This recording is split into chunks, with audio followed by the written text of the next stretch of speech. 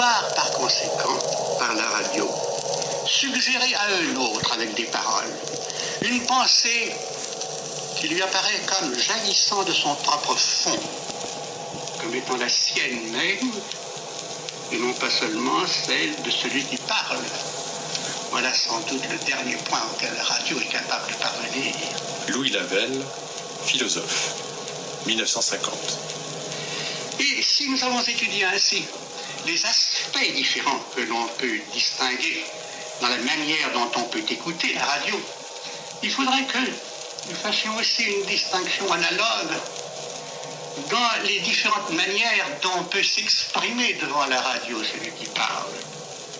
Car il y a là sans doute un apprentissage de la radio, et dans cet apprentissage, je suis singulièrement novice. Mais je puis imaginer cependant l'attitude de celui qui parle devant un appareil comme celui-ci. Et alors, il me semble que nous sommes ici, malgré l'effort par lequel on a essayé de réaliser ce soir une union entre un public réel, présent, et un public lointain et absent. Il semble cependant que nous soyons là en présence de conditions particulièrement originales et qui doivent nous permettre de reconnaître en quoi consiste la signification véritable de la radio. Car parler, c'est toujours parler à quelqu'un. Quand il n'y a pas de public, à qui celui qui parle peut-il s'adresser? Je pense qu'il s'adresse d'abord à l'appareil qui est là devant lui. Il le personnifie. Tous ceux qui parlent de la radio m'ont dit en général que cet appareil était pour eux singulièrement encombrant, qu'il les empêchait de suivre le cours normal de leur pensée, qu'il établissait une sorte d'écran entre leurs paroles et leurs pensées. Mais c'est parce que cet appareil s'impose à eux malgré eux. Et c'est à lui qu'ils parlent. Et sans doute, quand ils se le représentent comme étant seulement un appareil mécanique, je comprends qu'ils éprouvent cette gêne et je l'éprouve moi-même. Mais si on éprouve un certain embarras, c'est pour une raison beaucoup plus grave encore. C'est parce qu'on sait que cet appareil ne personnifie pas seulement un personnage idéal qui serait une sorte d'auditeur figuré. Nous savons que cet appareil a un caractère divin, ou si vous voulez diabolique, en ce sens que il est un médiateur. Il est un médiateur entre moi qui parle et un nombre considérable d'auditeurs que je ne vois pas. Il a par conséquent une puissance extraordinaire que ne possède pas ma voix. Et je sens par conséquent toute la responsabilité de la moindre de mes paroles.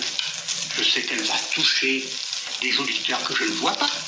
Et cela grâce précisément à cet appareil qui, malgré moi, et quelle que soit l'attitude que je puisse prendre, enregistre tout ce que j'aurai à dire, le bon et le mauvais, les erreurs d'élocution que je puisse faire, mes pensées justes ou fausses, rien ne lui échappe. Et par conséquent, son rôle est de le transmettre précisément à des auditeurs que je ne vois pas, mais auxquels pourtant je pense. Alors, de ces auditeurs, que faut-il dire? Quels sont ces auditeurs auxquels je songe? J'ai dit que c'était des auditeurs absents. Oui, sans doute. Mais je sais pourtant que ces auditeurs sont très nombreux. Je sais aussi, comme je l'ai dit, qu'ils ont pour moi un certain caractère anonyme. Je ne les connais pas par leur nom. En fait, je parle à une multiplicité infinie d'auditeurs possibles, au-delà même des auditeurs réels qui seront à l'écoute. Je parle à tous ceux qui pourront un jour prendre l'écoute. Et par conséquent, je sens bien que la parole ici s'adresse non pas à un être isolé, non pas à un public plus ou moins nombreux, mais qu'elle s'adresse en droit à tous les hommes qui peuvent entendre. Par conséquent, ma parole, au moment où elle s'adresse en apparence au micro, elle rejoint en droit tout auditeur possible. Elle a un caractère d'universalité potentielle, si vous me permettez d'employer ce terme barbare. Et par conséquent, il semble que le propre de la radio, c'est précisément de couper toute relation entre moi qui parle et un auditeur particulier, vivant, situé à un point déterminé de l'espace et du temps. Le propre de celui qui parle à la radio, c'est sans doute, avant de parler à autrui, de se parler à lui-même. Et l'on peut dire qu'il n'est capable de communiquer sa pensée qu'à condition qu'il ne songe pas d'abord à la communiquer, qu'à condition que cette pensée naisse en lui, qu'à condition qu'il en vérifie la nature au moment même où il l'émet, qu'à condition par conséquent que cette pensée apparaisse comme étant en réalité l'expression la plus profonde de ce qu'il y a de plus personnel en lui, et que, au moment où il cherche précisément à atteindre le public le plus étendu, il parle toujours comme s'il se parlait à lui-même. Et je pense que c'est en cela que consiste la forme la plus élevée que l'on peut donner à la communication qui se porte entre les consciences par le moyen de la radio.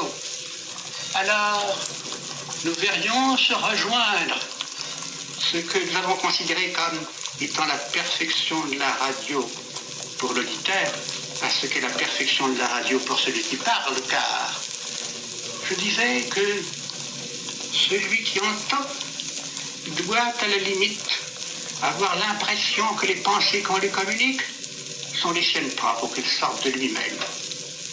Mais ça n'est possible sans doute qu'à condition que les pensées que celui qui pique soient aussi ses propres pensées, et que par conséquent, au lieu de penser pour un autre, il pense par lui-même.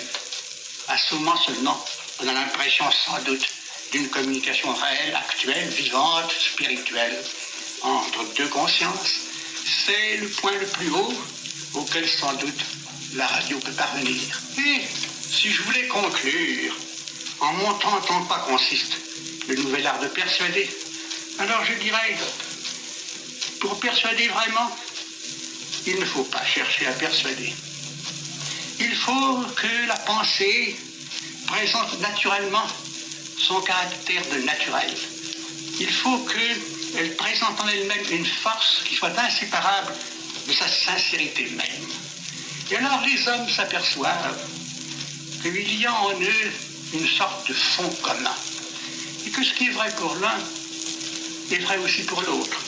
Et que c'est quand ils descendent jusqu'au fond de leur propre intimité qu'ils aperçoivent qu'au lieu d'être séparés les uns des autres par des différences infranchissables, il y a entre eux une identité et une communion profonde. Par conséquent, je dirais que le point extrême de la radio apparaît sans doute comme étant le même chez celui qui parle et chez celui qui écoute. Et je dirais que dans ce point extrême, ce que l'on cherche à réaliser, c'est par une sorte de mutuelle médiation, une attention continue à soi-même.